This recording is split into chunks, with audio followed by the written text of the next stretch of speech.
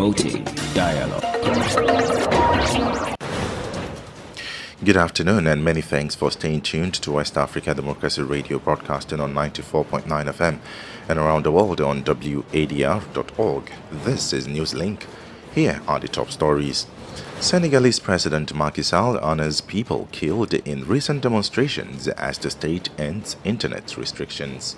At the beginning of my speech, I would like to pay my respect to the memory of those who died during the serious incidents that took place over the last few days in the Dakar and Ziguinchor regions. Mali and the World Bank signed 2 financing agreements for projects up to the tune of 200 million euros. The United Nations Human Rights Organization raises concerns about rights issues in the sub-region. If you look at the picture of the region at the moment, there are countries that are still ruled by military government. Ideally, countries should be ruled by a civilian government. Apart from that, some of the countries are facing terrorist attacks. There is unrest in some of the countries, such as what we have witnessed recently in Senegal. And a former Ghanaian minister brought in behind bars for alleged misappropriation of $28 million from illegal mining. It is good that the Office of the Special Prosecutor wants to look into this. They are dealing with the secretary, now they are dealing with the chairman. There are several ministers who were also part of this committee, and some of them are still currently at post. Stay with us for details of these stories and more coming up shortly. Here is Tofik Abdoulnasir with Newslink. Many thanks for joining us this hour. We begin in Senegal as the violent demonstration that engulfed the country last week took center stage at the Council of Ministers on Wednesday. At the end of the meeting, Senegalese President Macky Sall announced an inquiry and invited his radical opposition to join the national dialogue. Sall says he will receive the conclusions of the discussions on 25 June, upon which a national broadcast will be made on the recommendations days later. More details with Marty C. At the beginning of my speech, I would like to pay my respect to the memory of those who died during the serious incidents that took place over the last few days in the Dakar and Ziguinchor regions. At the same time, I wish the injured a speedy recovery. The head of state, Macky Sall, commenced his speech following a minute of silence in memory of the deceased, shortly after which he called for a judicial inquiry to determine those responsible. President Sall also deplored acts of vandalism of public and private property and cyber attacks against certain government websites, all whilst reiterating his commitment to protecting the Republic. In this regard, Macky Sall invited the government to draw up an exhaustive report on deaths, acts of vandalism, distrust of the state, economic losses, and material damage. The Senegalese president also re-echoed his openness to dialogue and consultation with all stakeholders to ensure a return to calm. He said he was committed to supporting the work of the national dialogue committees to find compromises and consensus that would consolidate the country's resilience and stability. In the same vein, he announced that the final proposals and recommendations must reach him by the 25th of June, upon which he will then address the nation to share the conclusions of the consultations. Marty C. reporting there. Regional representative of the United Nations High Commissioner for Human Rights in West Africa says the human rights situation in the sub-region is concerning, citing examples of unconstitutional change of powers in some countries and their consequences. The top UN diplomat adds that the United Nations is disturbed by the current situation in Senegal while calling for peace. Our Banjul correspondent Sankole Janko has more. Speaking to WADR at the 5th Regional Consultation of the Network of National Human Rights Institutions in West Africa, the regional representative for United Nations High Commissioner Robert Kochani describes the current situation as a concern. If you look at the picture of the region at the moment, there are countries that are still ruled by military government. Ideally, countries should be ruled by a civilian government. Apart from that, some of the countries are facing terrorism. terrorist attacks. There is unrest in some of the countries, such as what we have witnessed recently in Senegal. So the panorama of human rights in West Africa is a bit concerning. The top UN diplomat says the United Nations Human Rights Arm has offices in Guinea, Burkina Faso, and Mali, and is closely monitoring human rights issues in these countries. He says his office is ensuring human rights are being upheld despite the unconstitutional change of governments in the three coup states. So they are working with the respective governments to ensure that the rule of law is upheld, that despite the fact that these countries are run by military governments, human rights are still promoted and protected. And the response is encouraging. The political turmoil in Senegal did not go unnoticed, a worrying development that Robert Kochani again says is strongly being monitored. The UN at large is concerned, and of course not only the UN, ECOWAS, the African Union, they have all issues communique, calling for restraint, calling for calm, calling for dialogue. So we are aware that the new head of UNOWAS, special representative of the Secretary General for West Africa and the Sahel, is coming to assume his duties in Senegal soon. And we know that on top of his agenda is a meeting with the head of states and different stakeholders to really encourage them to sit and dialogue. He called for more awareness, adding that people should express their views, but within the confines of the law. For Newslink and West Africa Democracy Radio, I am Sankole Jenke reporting from Banjul. Resilience and hope are the two magical words that form Sierra Leone's agenda as it joins the League of Nations at the United Nations Security Council for a second time after 52 years.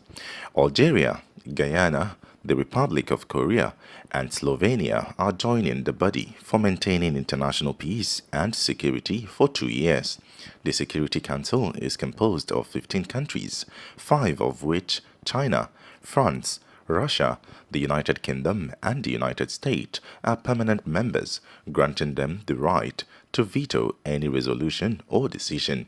But Sierra Leone, a non-permanent member of the Council, with a recent memory of civil war, intends to solve the world crisis by offering realistic solutions. David J. Francis is the Sierra Leonean Foreign Minister. Sierra Leone is back to United Nations Security Council, our second inning. So I want to use this opportunity to first and foremost thank all the 188 member states that voted for Sierra Leone. We have no doubt that coming back to the Security Council, we will bring two important things. One, we bring resilience. Country that is no longer defined by its past, the past of war, the past of Ebola and mudslide, but it shows a resilient people, a resilient country, and hence back onto the global stage to take its rightful place. Second, we bring hope. We bring hope to all the war-torn countries in the world, from Ukraine to Afghanistan to Iraq to Sudan to Yemen to Arab Israeli, that it can be done. Sierra Leone is a living example of resilience and hope. So it is on that note, and to the people of Sierra Leone, we are thankful to our president, whose vision and leadership has made this possible. His Excellency Dr. Julius Maada Bio, who said Sierra Leone has to play an important role and share the experience that we have with the rest of the world. David J. Francis is Sierra Leone's Foreign Minister. Fresh and breaking news all the time. Hear it first as the news breaks, only on West Africa Democracy Radio. Newslink continues. And now to the Sahel, where the Malian government and World Bank have signed a financing agreement for 2 projects worth 200 million euros. The financing relates to first, the restoration of degraded land, and second, the harmonization and improvement of statistics in West and Central Africa. This regional project, which covers countries of West and Central Africa, aims to improve the statistical performance index, the comparability of basic statistics, and the modernization of structures in charge of statistics. Imoredet has more details. The financial agreements were signed Wednesday by Aluseni Sanu, the Malian Minister of Economy and Finance, and the Operations Director at the World Bank for Mali, Clara de Sousa. totaling 200 million euros or approximately 131 billion CFA francs. The first financing agreement relates to the degraded land restoration project for an amount of 144 million euros. The harmonization and improvement of statistics in West and Central Africa cost 56 million euros in the second project. This project aims to increase the adoption of climate-smart degraded land restoration practices and increase access to income-earning opportunities. Between 2.3 million people, mainly women and young people, are the direct beneficiaries and spread across 87 municipalities in the regions of Kayes, Kolikoro, Segu and Mopti. During the signing ceremony, the Malian Minister of Economy, Sanu, said it is worth emphasizing that the availability of good quality data and statistics in Mali is essential to inform public opinions. For his part, the World Bank Director of Operations remarked about the enhanced cooperation between Bamako and the global financial institution. Imuradet found that report. Now, former Minister of Environment, Science, Technology and Innovation of Ghana, Professor Frimpong Boateng, has been arrested. The arrest is in connection with an alleged misappropriation of $28 million spent by an anti-illegal mining committee when in operation. Formed in 2017 by President Nana Akufo-Addo, the Interministerial Committee was programmed to fight against illegal mining, locally called galamsey, a practice that continues to cause havoc to Ghana's water resources and lands. From Accra, Atiwin Mbelalosin reports. In January 2021, President Akufo-Addo dissolved the Interministerial Committee on Illegal Mining after it was hit by several scandals, including corruption allegations leveled against some of its leaders, claims of missing excavators seized from illegal small-scale miners, and gold nuggets, among other things. The president referred most of these allegations to the Office of the Special Prosecutor, a special-purpose vehicle to investigate and prosecute politically exposed persons on matters of corruption and impropriety. More than 2 years after the referral, the Office of the Special Prosecutor, OSP, on May 15, 2023, invited Professor Kwabena Frimpong Boateng in connection with the operation of the committee he chaired. WADR understands that the OSP interrogated the former minister on an amount and expenditure of $28 million and was later arrested. Boateng was, however, granted bail of about $450,000. Reacting to this news, Dr. Kenneth Ashigbe, convener of the Media Coalition Against Galamsey, welcomed the arrest. It is good that the Office of the Special Prosecutor wants to look into this. They are dealing with the secretary, now they are dealing with the chairman. There are several ministers who were also part of this committee, and some of them are still currently at post, and so if you want to find out what in terms of documentations and all of those who are currently in office should also be invited. So we would be watching the Special Prosecutor very keenly. A private legal practitioner, Samson Lade Ayenini, on his part, says this arrest is within the rights of the Office of the Special Prosecutor. From what I know so far regarding this particular matter, they've just exercised their basic standard operating procedure. The embattled minister is yet to comment on this development. Reporting for Newslink on West Africa Democracy Radio, I am Atiewin Imbila Lawson in Accra. It's 30 minutes past the hour 12. You're listening to Newslink on West Africa Democracy Radio 94.9 FM Dakar. Here is a reminder of our top stories. Senegalese President Macky Sall honors people killed in recent demonstrations as the state ends internet restrictions. Mali and the World Bank signed 2 financing agreements for projects up to the tune of 200 million euros. The United Nations Human Rights Organization raises concerns about rights issues in the sub-region.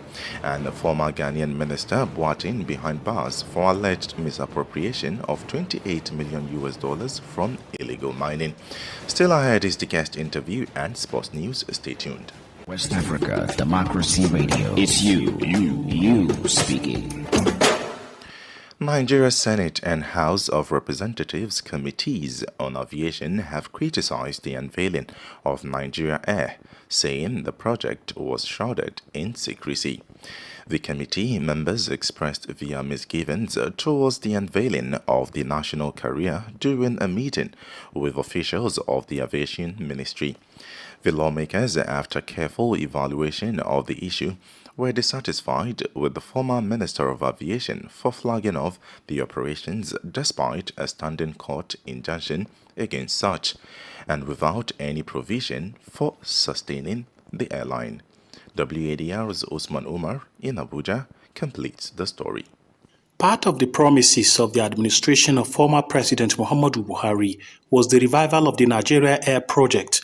The administration launched an aviation roadmap which included building an aviation city in Abuja, building new and expanding existing airports in the country, and launching a national carrier, Nigeria Air.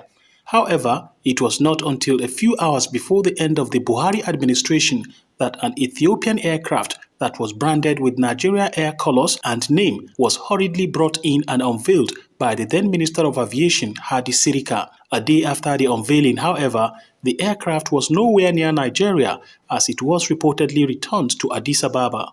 Since then, questions have been asked about the whereabouts of the supposed Nigeria Air. At this meeting, the chairman Senate Aviation Committee wondered why the immediate past Minister of Aviation, Hadi Sirika, hurriedly unveiled a national carrier on the last day of Muhammadu Buhari administration. Why will you, for whatever reason, having an interim MD, be in a hurry to unveil a national carrier on the last day of your administration? Why? For his part, the chairman of the House of Representatives Committee on Aviation, Nolim Naji, said the launch of Nigeria Air was a fraud. We are not part of the launch and we do not support the launch, especially at a time issues are yet to be cleared. Meanwhile, the Ministry of Aviation said Nigeria Air was only unveiled and not launched. Captain Takbo Olumide is the interim managing director of the national carrier Nigeria Air. We haven't got a license yet to operate. If you had asked me the question, if the social media had asked me the question, I would have said, we haven't got to that stage yet. We are not at the point of operating the airline yet. The lawmakers lamented the Ethiopian Airlines' role in the scheme, which they fear may affect the relationship existing between the two nations. The committee, therefore, directed the Federal Ministry of Aviation and its partners in the Nigeria Air project to immediately suspend flight operations and urged President Bola Ahmed Tinubu to constitute a high-level presidential committee to undertake a holistic review of the processes of the whole Nigeria Air project. For Newslink on West Africa Democracy Radio, Usman Umar reporting from Abuja. And now to the agricultural sector, where armyworms are said to be invading 3 counties in Liberia, threatening crops and water resources. The counties are Bong, Nimba, and Gbapolu. The situation, according to Deputy Minister for Agriculture and Regional Development, George Forpo, has resulted in many farmers abandoning the farms in search of refugees elsewhere. Our initial assessment team was sent in the field in Bong County. Usually when the outbreak occurs, we do fact-finding to ensure that whatever information that is being put out to the public is actually accurate. Bong, Gbapolu, and Nimba, the report I got this morning from Nimba has affected more than 5 communities in Nimba, and then Gbapolu and Bong County. For human destruction in terms of life, no, but what these worms do, they attack these communities. They are around where the creeks and rivers are that our people use for their human activities every day. And so at that level, they stop using those creeks and the waters around the vicinity where the water. They actually fall from the tree canopy and they can move in their thousands, if you like, millions. An assessment team was sent in the field. The team's report is being finalized. So based on the report, we then can contact our partners, beginning with FAO. That was George Forpo, Liberia's Deputy for Agriculture and Regional Development. Politics, analysis on major news, social matters, and all. This is The Guest. A new report has once again raised the alarm about the worrying humanitarian situation in the Sahel. The International Rescue Committee has just published a report entitled Climate and Humanitarian Crisis in the Central Sahel. The report states that a combined crisis of armed conflict and climate change is leading to unprecedented levels of humanitarian need, displacement, and food insecurity in the Central Sahel. The document also presents solutions for breaking the cycle of poverty, tackling the origins and nature of the compound crisis by addressing immediate humanitarian needs. Modu Jo, IRC's Regional Director for West Africa, is our guest, and he tells us more about his agency's report. The watch list is the 20 countries that are more affected by the humanitarian crisis of the year. And this year, when the watch list was published early this year, there were 5 countries of the Sahel region that was part of this watch list. Like we can talk about Mali, Burkina, Niger, Nigeria, and Chad. And we did try to dig deeper and try to understand why these Sahelian countries are particularly affected by humanitarian crisis. And then, you can see in this new report that the finding is that climate change is one of the major kind of root cause of this deep humanitarian crisis in the Sahel region. And what we found in this report is also the population who are living in rural areas are particularly affected by this humanitarian crisis. Because of historical decision and lack of investment, political decision, this rural population who are living in rural area were less prepared, if I can say, to deal with climate change. And now what we are seeing is that, this population are adopting negative coping mechanism, etc., in order to face the climate change affected. And we can see that, in the 16 million people affected by the humanitarian crisis, 5 million are facing a huge food security need, and the majority of this population are living in rural areas. Just before we proceed, you said most of those people already disadvantaged are taken to negative coping mechanisms to adjust to the current reality in which they exist and live. Can you give an example? Can you state a few examples of some of these coping mechanisms that, of course, are negative and will impact their health as well? Actually, I can just make the link between the climate change and the conflict, because we know that because of historical,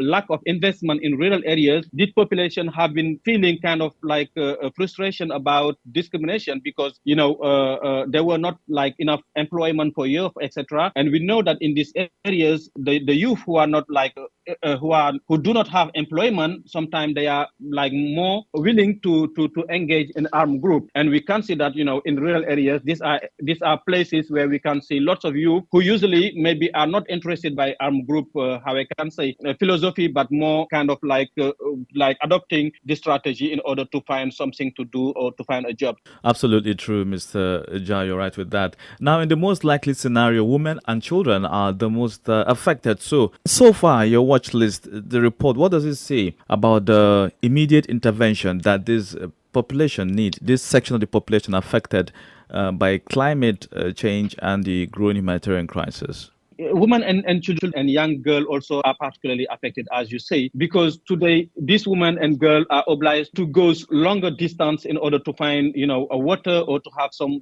access to natural resources. We know that, young girls sometimes are being married early in order to, as a link to the negative coping mechanism, to bring some income in the family, etc. So what we think is the solution is some solutions, because I know that there is a need of various intervention, but the most urgent things is kind of respond to immediate humanitarian need. We are talking about, millions of people in the population who are in need of immediate support, in need of access to basic services, in need of access to water, etc. So I think that what we are calling for is really increasing the response in terms of humanitarian need, instead of just focusing on climate mitigation programming. So what are some of these climate resilient measures adaptable in the Sahel that investors or financiers can really put their money in to better the lives of this population despite the growing insecurity? Well, I think that the first one is investing more in terms of structural programming. We know that the reduction of resources, natural resources, is major cause of the situation. So I think that investing more in terms of water, access to water is a priority. Investing more in storing land. Talk about Niger. Niger is losing 100,000 hectares in terms of arable soil every year. So I think that there is a need to invest more in order to allow more access to this population on natural resources. Another example is also what we are doing in terms of humanitarian response, what we call anticipatory action. Sometimes we wait until the disaster happens before providing response. But I think that we know that these areas are very vulnerable. So we can identify what we can call an anticipatory action that can help the population better prepared and better face a disaster when it happens. And IRC is also already doing some research in this area in Nigeria. We do have some program that is helping us to prevent and to support the targeted population in terms of cash in order to help them to prepare better when disaster happens. So these are the kind of programming I think that can contribute to help better the population who are in these areas.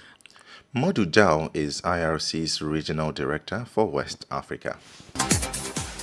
Sankule Janko joins us now for Sports News. Hello there, a warm welcome and thank you for joining us. Let's begin this sports bulletin with tennis because Tunisian sensation Ons Jabeur has been eliminated in the quarterfinal of the French Open on Wednesday. The only African representative in the competition, Ons, was beaten by Brazilian Haddad Maia 3-6, 7-6, 7-5, 6-1. Meanwhile, reigning French Open champion Iga Swiatek is one step closer to defending her title after beating American teenager Coco Gauff in the quarterfinal. The world number one Iga beat Coco Gauff 6-4, 6-2 to set up a semi-final against Beatrice Haddad-Maia on Thursday. In football, Nigeria's Super Eagles are set to open a camp over the weekend ahead of the return leg AFCON qualifier against Sierra Leone. The Super Eagles will report to camp on 11 June in Lagos before taking on the Leon Stars in Liberia at the SKD Stadium in Monrovia on 18 June. Nigeria have 9 points after 4 matches, and a win against the Leon Stars will guarantee them a place in the next Africa Cup of Nations in Cote d'Ivoire in January 2024. Kudus, who's tied for Ghana at the FIFA World Cup in Qatar, is the bookies' favorite to take over from Strasbourg defender Alexander Djiku, who emerged as the winner in the 2022 edition of the awards. And that's it for sports. It's back to you. We have come to the end of this edition of Newslink from West Africa Democracy Radio, broadcasting from Dakar, Senegal. Thank you for listening, and many thanks to our listeners in the Gambia via Hot 104.3 FM and in Liberia via Alternative Youth Radio 98.9 FM, Lofa County. In Ghana on Royals FM 104.7 Wenchi. Inyas Bilimu has been on the console, and Mustafa Sek has been streaming live on Facebook and YouTube. Do interact with us via social media platforms, Twitter, Instagram at WADR News, and on Facebook, West Africa Democracy Radio English Service. I am Tofik Abdoulnasir. Good afternoon. News, talk, music, get it all 24 hours on West Africa Democracy Radio 94.9 FM Dakar.